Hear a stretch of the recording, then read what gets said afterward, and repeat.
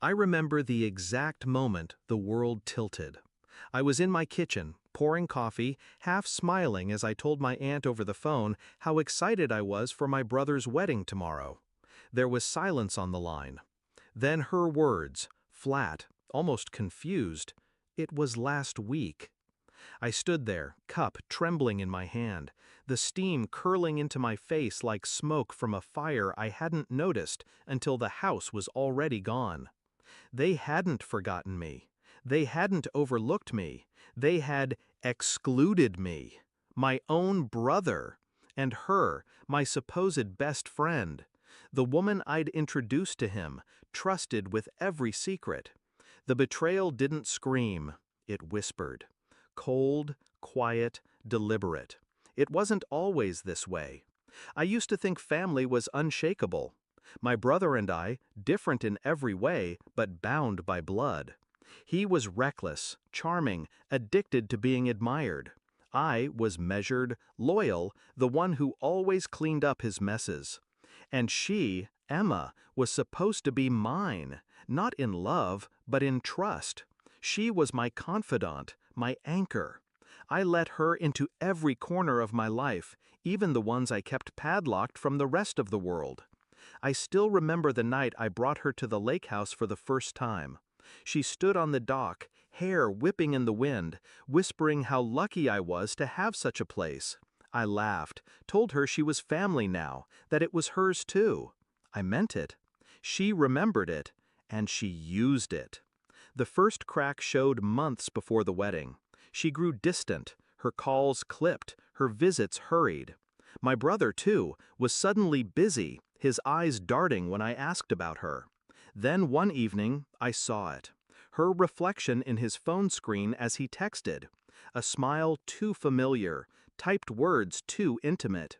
He turned the phone away, but I'd already memorized the way her name looked in his messages. I didn't rage, I didn't cry. I cataloged. I pulled away quietly, like a shadow retracting from light. While they thought they were clever, I was listening, watching.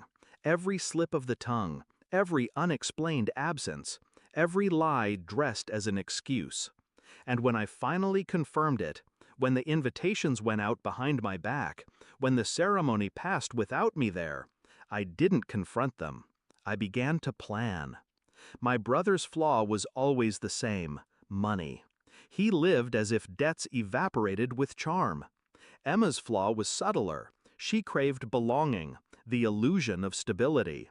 I knew exactly where to strike. The lake house wasn't just a getaway, it was collateral. My parents left it to me alone. My brother had no claim, though he believed blood entitled him to everything I had. He always said, "When I get married, we'll honeymoon there." A month after their secret vows, the message came. They wanted the lake house for the summer, just a small escape.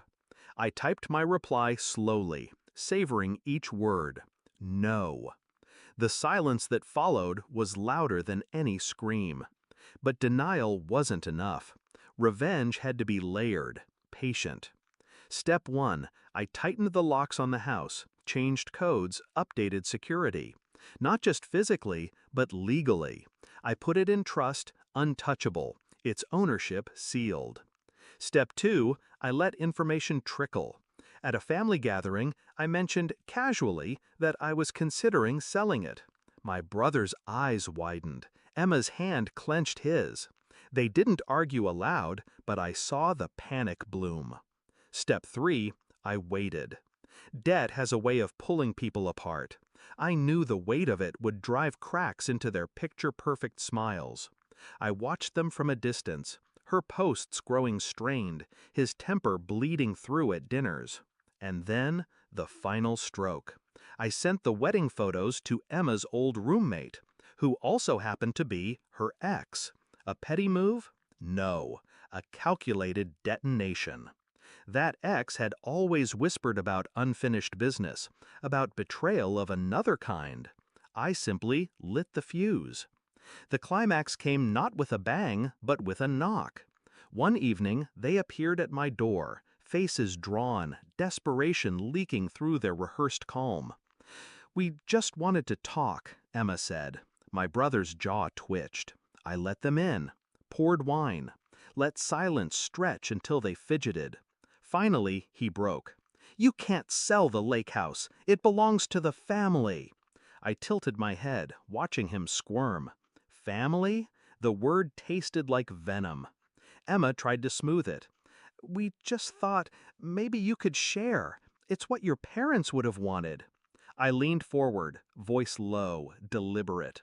You mean the parents you disrespected when you married behind their backs? The family you erased me from when you said your vows without me there? Their faces paled.